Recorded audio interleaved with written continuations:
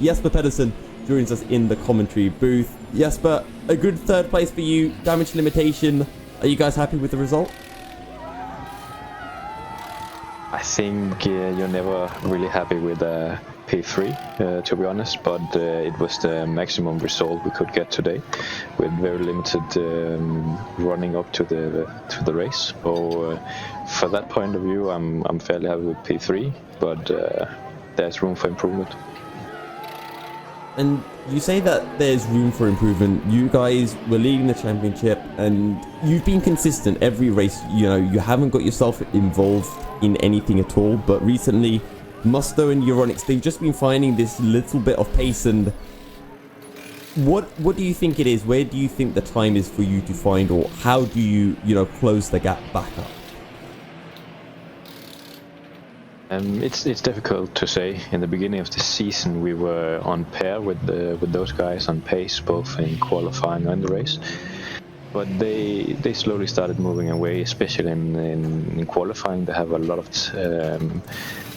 and yeah, we tried different cars, some different setup changes. But both me and Casper is iRacing guys normally, and we don't have a clue what we are doing with these Assetto Corsa setups. So we are still learning.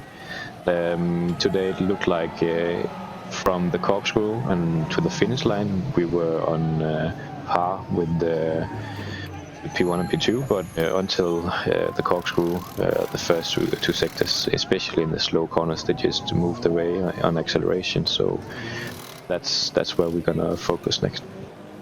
Right, yeah, they were definitely very quick in that race indeed. Just talk us through your idea or your thinking behind changing the driver between qualifying and the race, because that's not something I don't think I've seen throughout the whole of this season. I've definitely not seen it from you guys. So what were you thinking with you starting the car but Casper qualifying it? So what was your thought behind all that?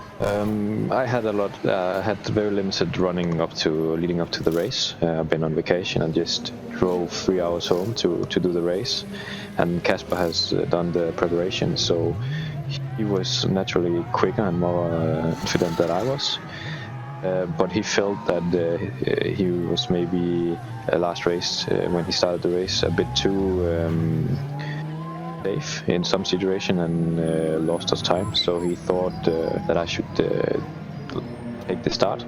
And I think in turn one we saw that experience was key to get around the big pile-up. Yeah, it was certainly a messy start, to say the least. Now, I just want to look forward to, very briefly, to a couple of weeks in advance here. We're going to Kyalami, which is a circuit that I can't imagine many people have driven that much around, to be honest. As I said, it's 2 weeks away. It's relatively new.